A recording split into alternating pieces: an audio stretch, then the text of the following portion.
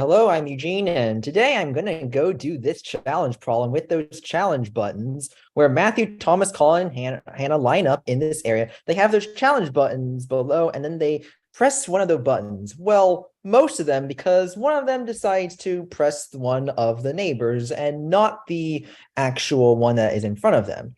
And also, each button can only be pressed by at most one person. So I want to figure out how many ways they press buttons. So there's a lot to keep track of.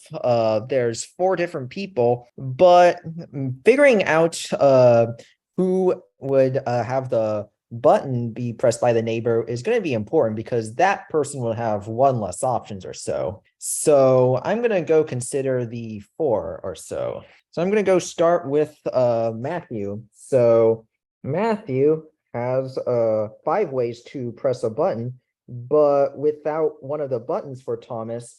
This means Thomas only has 4 ways to press, and then Colin and Hannah have 4 and 5 respectively. So multiply by 4 and multiply by 5, that would result in 400.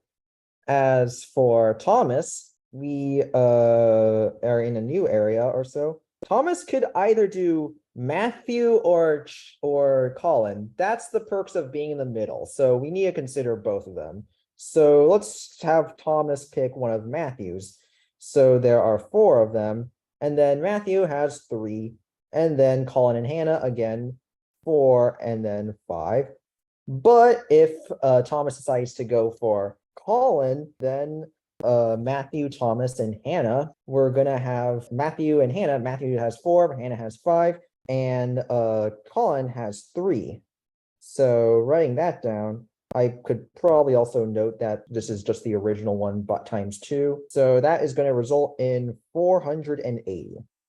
And now, let's see. The next one to consider is Colin. Colin picking the one in the neighbor. Again, this is another one of those being in the middle one. So if Thomas's button is pressed, there's 4 of them times 4. And then again, Matthew and Hannah, 4 times 5.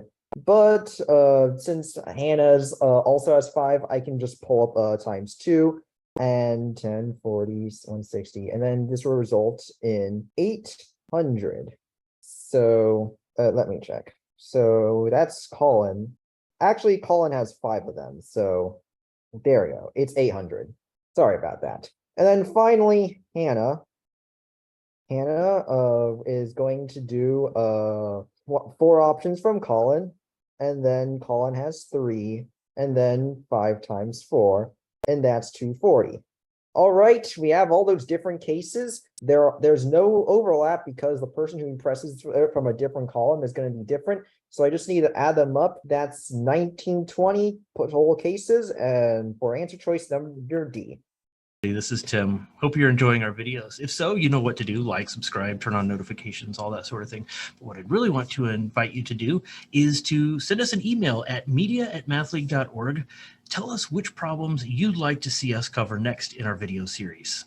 Take care and see you in the next video.